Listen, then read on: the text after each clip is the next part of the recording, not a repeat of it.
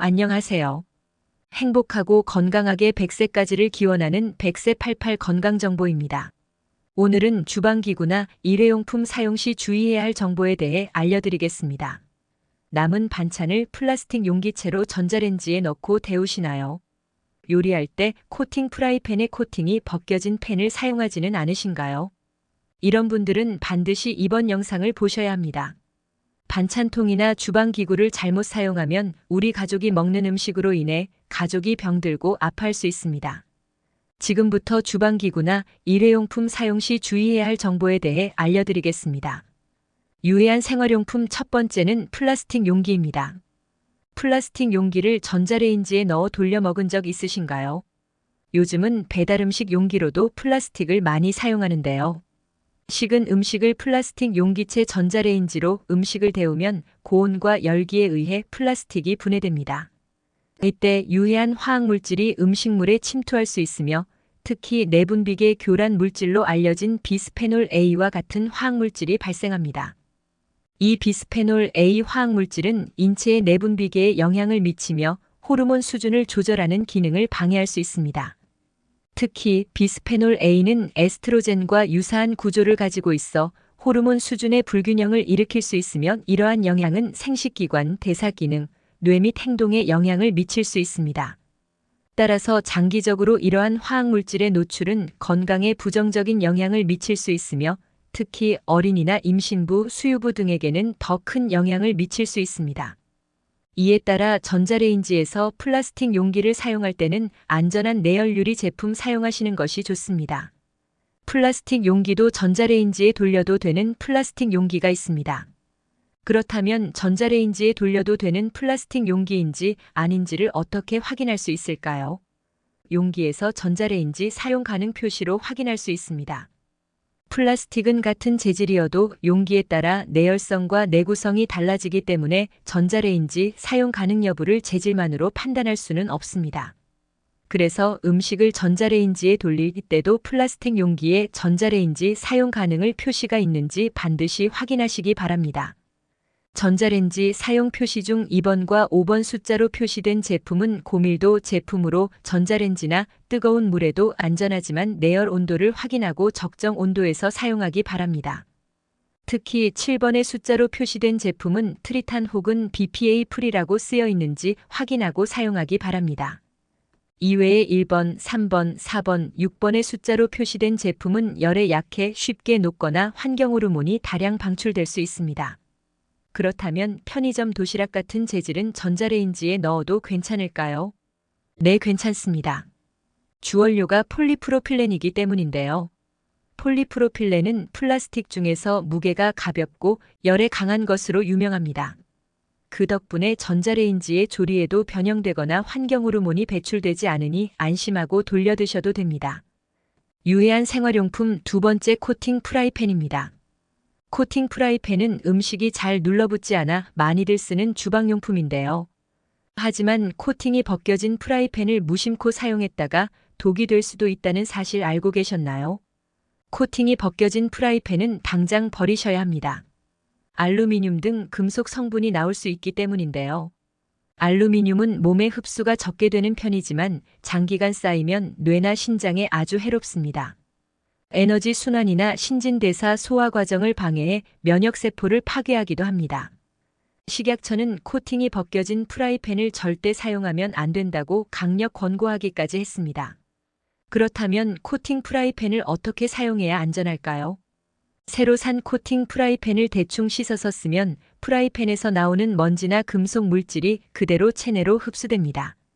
그러니 프라이팬 사용 전에 물과 식초를 1:1 비율로 넣고 10분 정도 끓인 후 깨끗이 씻어내셔야 합니다. 세척한 팬은 뜨겁게 달궈서 식용유를 발라가면서 기름 코팅을 3회에서 4회 반복해주세요. 기름 코팅으로 프라이팬을 길들여주면 더 오래 사용할 수 있습니다. 또 세척 시에는 금속 수세미로 프라이팬을 강하게 문질러 설거지하는 것도 위험합니다. 코팅이 쉽게 벗겨지고 흠집이 나기 때문인데요. 세척하실 때는 부드러운 스펀지를 사용해 문질러 주시기 바랍니다. 유해한 생활용품 세 번째 알루미늄 용기입니다. 양은 냄비는 라면도 빨리 끓고 가벼워서 많이들 사용하는 식기입니다. 그런데 이 알루미늄 냄비가 발암물질이 될 수 있다는 것 알고 계셨나요? 대다수 양은 제품은 알루미늄으로 만들어졌는데요. 세계보건기구에 따르면 알루미늄으로 만들어진 제품들이 1군 발암물질로 지정되었고, 독일 보고서에 의하면 알루미늄 제품으로 조리된 음식을 장기간 섭취하면 치매나 암을 유발할 가능성이 수십 배 높아진다고 발표한 바 있습니다. 알루미늄이 체내에 계속해서 쌓이게 되면 암은 물론이고 알츠하이머 치매와 파킨슨병의 주된 원인이 됩니다. 그렇다면 쿠킹 오일을 사용하는 건 어떨까요? 유럽의 식품연구에서는 성인 한 명이 건강에 위험하지 않는 선에서 섭취 가능한 알루미늄 성분을 몸무게 1kg당 1mg으로 규정했는데요.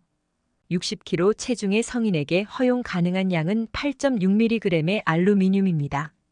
하지만 독일의 한 방송에서 아스파라거스를 쿠킹 오일에 싸서 오븐에 넣고 수치를 측정하는 실험을 했는데 그 결과 아스파라거스 1kg에 알루미늄이 20mg 이상 검출되었습니다. 방금 말씀드렸던 60kg 성인이 7일 동안 먹어도 되는 허용치를 3배 이상 초과한 것입니다. 게다가 고깃집에서 쿠킹 오일 위에 고기를 구워 먹는 행위나 호일로 음식을 감싸 구워 먹는 행위도 건강에 매우 해롭습니다. 쿠킹 오일을 가열하면서 포화지방산과 아세트알데히드 등의 유해물질이 방출되기 때문입니다. 호일보다는 오븐이나 전자레인지를 이용해 굽거나 삶는 것이 좋은 방법이 될 수 있습니다. 유해한 생활용품 네 번째, 스테인레스 식기 연마제입니다. 냄비나 텀블러 등을 처음 구입 후 살펴보면 까맣게 묻어나오는 게 있지 않으셨나요? 바로 스테인리스 제품 제작 시 사용되는 연마제입니다. 연마제는 스테인리스를 깎거나 광택을 내기 위해 사용하는 물질인데요. 발암물질이기 때문에 각별히 조심해야 합니다. 연마제의 주성분인 탄화규소는 국제암연구소의 EA 등급 발암물질로 분류되고 있습니다. 물이나 세제로도 쉽게 제거되지 않고 흡입 시 폐암 발생률이 매우 높습니다. 그럼 연마제를 어떻게 제거해야 될까요? 방법은 식용유로 닦아내면 됩니다.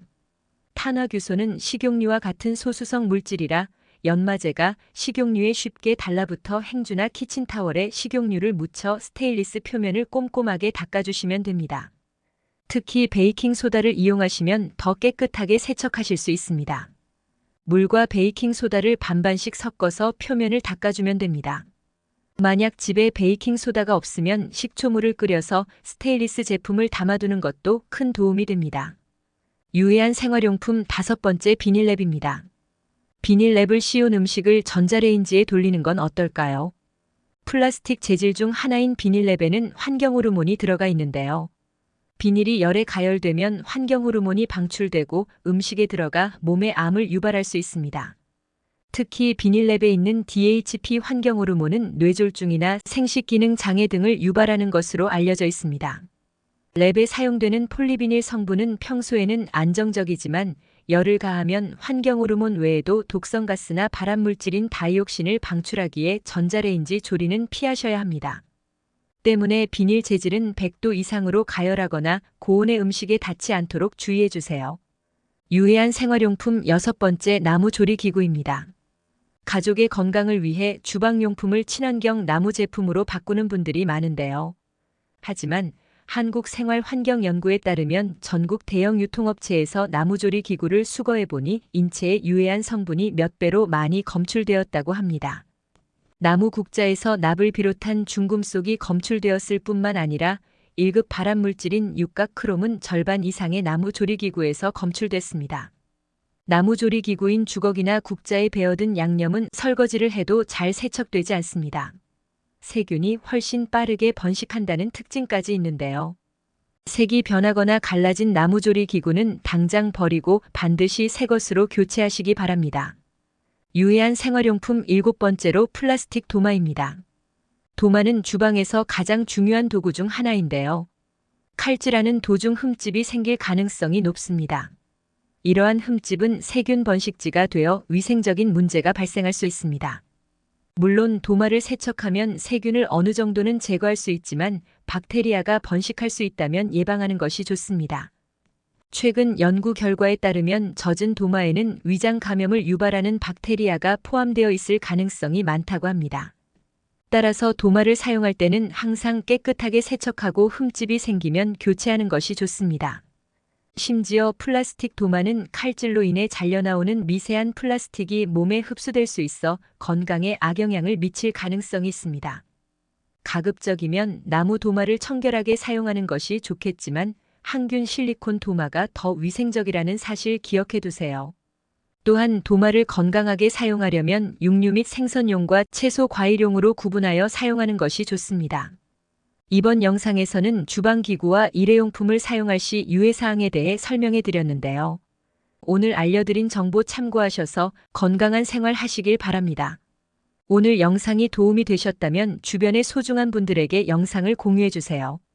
구독과 좋아요 하시면 건강에 도움되는 유용한 건강 정보를 다음에도 받아보실 수 있습니다. 그럼 다음 시간에 더 좋은 정보로 만나 뵙겠습니다.